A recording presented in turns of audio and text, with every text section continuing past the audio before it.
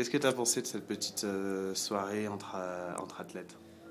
Je crois que c'est très enrichissant, hein. C'est un honneur pour nous aussi d'apporter à cette nouvelle génération de jeunes sportifs notre expérience olympique.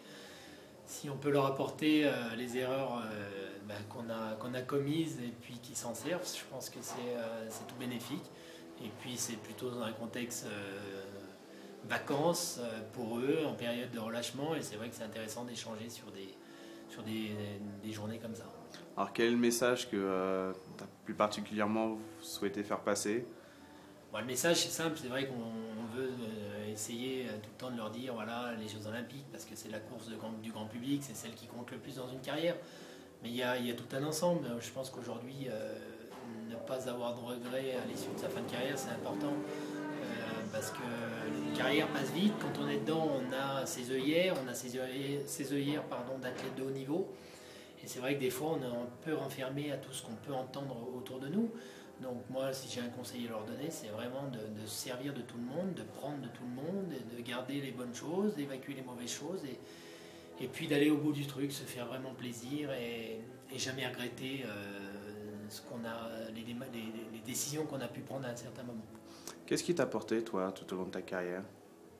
Bon, la chance, déjà, je crois que c'est facile à dire, mais j'ai eu la chance de ne pas me faire mal, de faire des saisons pleines pendant 15 ans, de gagner. Mais j'ai bossé j'ai fait pour, et puis j'avais cette mentalité de gagneur, et je crois que c'est un truc que j'ai encore, que j'essaye de transmettre. Et après, c'est un facteur, aujourd'hui, les champions, ou les vainqueurs en tout cas, qui ont quelque chose de différent à chaque fois. Après, tu as les athlètes qui sont capables de gagner tous les jours, tous les dimanches ou toutes les courses. Puis il y a d'autres qui sont capables de faire des coups d'éclat, puis d'autres qui sont capables d'être dans les 3 premiers généralement. Donc moi, je m'estime aujourd'hui avoir fait une belle carrière dans le sport, avoir réussi mon parcours sportif. C'est sûr que je peux avoir des regrets, j'ai des regrets sur certaines courses. Mais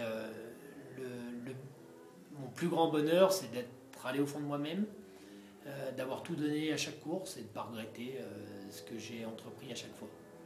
On parle beaucoup de l'esprit bleu, qui est quelque chose qu'on essaye de faire partager à l'ensemble des athlètes.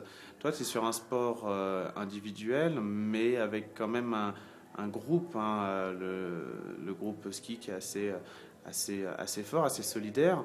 Est-ce que c'est quelque chose qui t'a porté aussi, toi, ou pas tant que ça, parce qu'il y a aussi des skieurs qui fonctionnent un peu en séparé?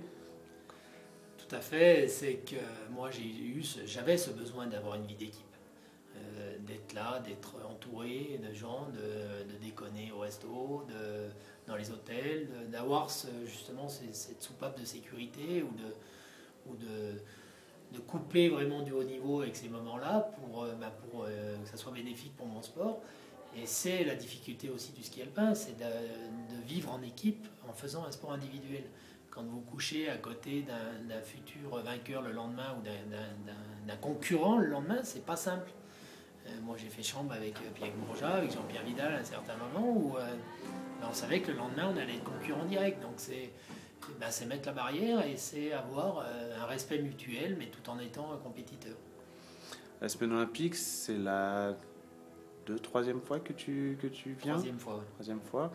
Tu penses quoi de cet événement? Est-ce que tu penses que c'est quelque chose qui a manqué un petit peu sur les sports d'hiver, qui aurait pu être utile, ou de toute façon vous êtes tellement, déjà entre vous, souvent, tout au long de la saison, que de toute façon vous avez vos semaines olympiques à vous? Nous, c'est vrai que le monde de l'olympisme français marche un peu à deux vitesses. Il y a le sport d'été et le sport d'hiver.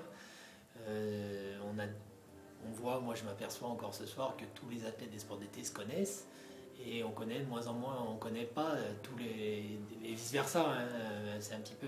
Et encore moins nous, je connais moins les lugeurs, je connais moins les bobeurs, parce que c'est vrai on vit un peu en autonomie quand on est sur les grands événements, et en l'occurrence les Jeux Olympiques. Moi j'ai fait 3 Jeux et j'ai connu qu'un village olympique où j'ai dormi dedans 2 nuits à Salt Lake City, donc j'ai pas pu côtoyer tout le monde. Peut-être ça m'a manqué, peut-être j'étais dans une optique où j'avais besoin de ces moments de solitude et de vie d'équipe où on avait un objectif, c'était peut-être Ça, c'était de jouer la médaille. Mais je crois que c'est important d'échanger. Mais je pense que ça devrait encore être optimisé encore plus de tous les sports français, avec tous les grands champions qu'on a en France, parce qu'on a quand même dans tous les domaines et dans tous les sports de grands médaillés, de grands champions, de grands athlètes en sport d'équipe ou individuel. Et je pense qu'il faut aller vraiment dans ce sens du sens de la gagne. C'est vrai qu'en France, on se sent tout le temps un peu inférieur, on n'a pas ces mots-là, ces mots-clés, ou alors on n'a pas les mêmes identifications par rapport à ces mots. Et je reste persuadé que les anciens aujourd'hui peuvent amener leur savoir-faire ou leur connaissance à l'avenir, à nos nouvelles générations de champions, et pour que le cocorico et que le drapeau français monte sur la plus haute marche du podium et que la Marseillaise chante, parce que quand on entend la Marseillaise, je peux vous dire que ça nous met les frissons, et moi ça me met les frissons à chaque fois.